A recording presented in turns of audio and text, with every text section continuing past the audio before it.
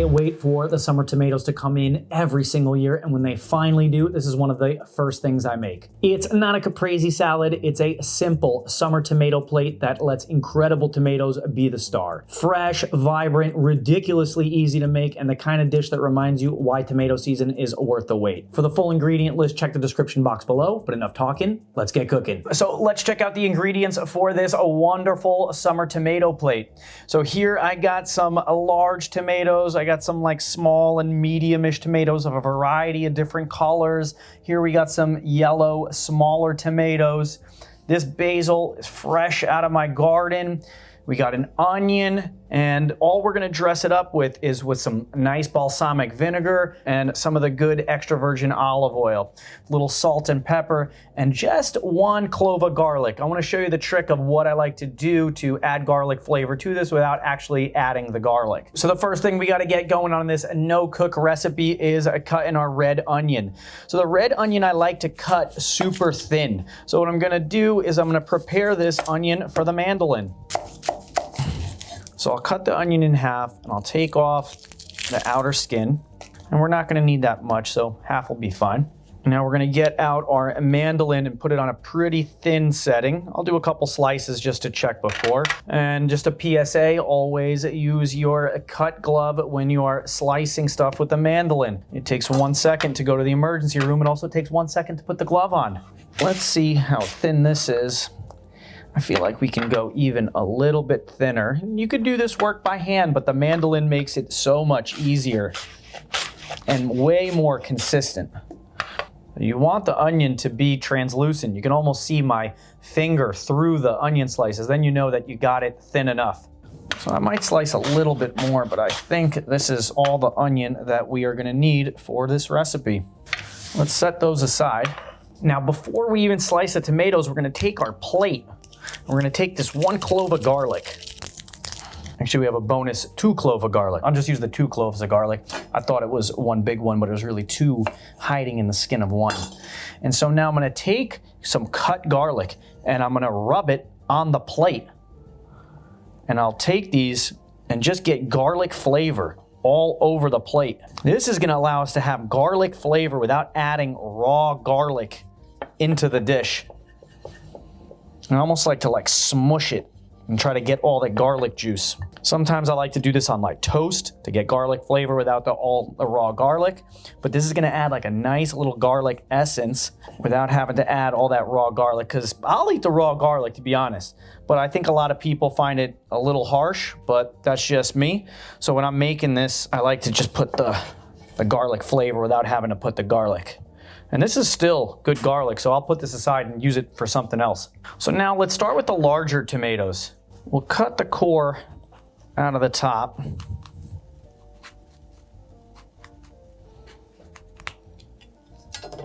then we'll slice it in half. And now I'm gonna cut really thin slices, not super thin. I would say this is about a little greater than 1/2 inch, because you want each piece to be able to be eaten without having to cut it with a fork, and you should be able to put the whole piece in your mouth. So what I'm gonna do is I'm gonna slice these tomato slices, and I'm gonna work with the skin side down and the flesh side up, and I'm trying to keep them whole. And then as I finish cutting them, I'll put them right onto our plate, and I'm gonna put them inside of like a semicircle or a circle, and I'm just gonna layer them on top. And I always wanna make sure that I'm not piling them on top of each other, they're just barely touching at the edge.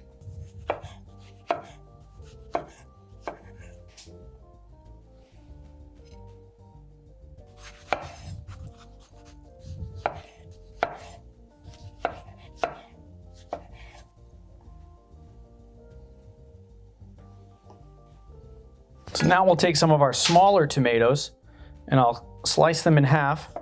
And as I'm slicing them, I'll just scatter them around. And if I'm working with multicolored tomatoes, I'll go with like one color and then another, just to get like a nice like spread of color across the plate.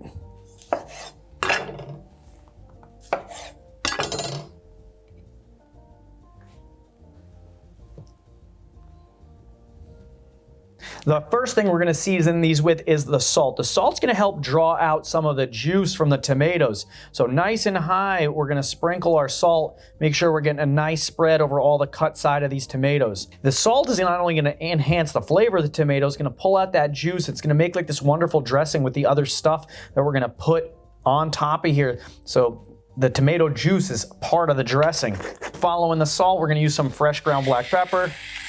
And again, nice and high so we get a nice spread of salt and pepper all over all the cut sides of these tomatoes.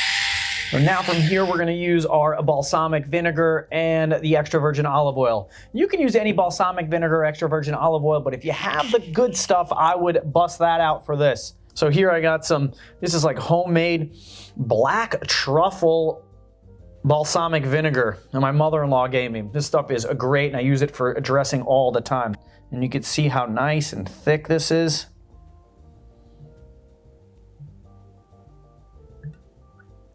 Now we're gonna do the same with this Sicilian extra virgin olive oil.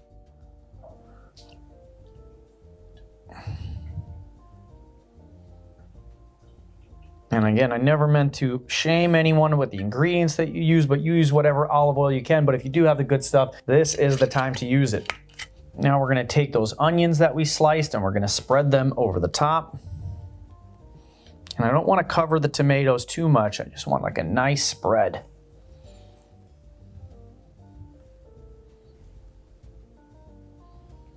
And the basil is usually the last thing that I put on because once we cut the basil, it has a tendency to blacken and bruise. Even if we're using a sharp knife or tearing it by hand, I feel like that happens either way. So right before we serve it, we'll take our basil. This basil is fresh out of my garden, so I always like pluck the tops off the basil. So without even having to roll the leaves, I just take the little tops and I'll just line them all up so I can kind of like bouquet them.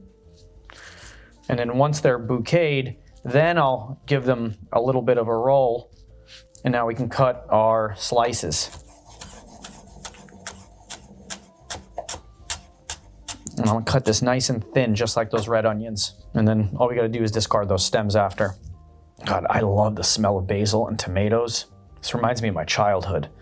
And now look at this plate come alive as I just sprinkle the basil on top. And this took just a few minutes. And this is one of the most delicious and amazing parts of summer. We eat a plate of this a couple of times a week, so I know exactly what it tastes like, but I am still super excited to try it. Tomato plate is one of my favorite parts of summer. So let's get a little bit of everything on one bite. We're gonna make sure we get some of those onions, some of the basil. Let's get a little extra basil on there. I absolutely love basil. It's my favorite. This is gonna be an epic bite. That is absolutely fantastic. And in 1 second, I'm transported to my childhood. I can't remember how many summers and we just ate tomatoes and basil fresh out of my grandparents' garden, my parents' garden. This tastes fantastic. And I know what a lot of you are gonna say, that this needs mozzarella and burrata. This doesn't need a thing. When you're making a caprese salad, if you like that, that's your thing, do this. Just add some mozzarella or some burrata, but this doesn't need that at all. And really make sure that the tomato is what shines here. Everything else is a wonderful supporting character. And I don't know who's eating tomatoes in the middle of the winter, but they're gross and they're flavorless. These are fantastic. And I used, you know, the large beefsteak tomato along with these like little tomatoes. You can use whatever tomatoes you have. You know, as the garden continues to produce more tomatoes, I'll do this with every type of tomato. And it works with every type of tomato. And don't forget about all that balsamic and olive oil on the bottom, plus the little tomato juice. This is so good. I'm gonna eat a little bit more of these tomatoes. If you like this video, don't forget to hit like, subscribe, get the notification bell on so you can find out when I drop new recipe videos. And if this is your first time here, let me know in the comment section. Let me know what you thought about the video. And if you're into summer recipes, check out my cucumber salad. That is an awesome recipe that highlights how amazing cucumbers can be. I hope to see you there. Thanks.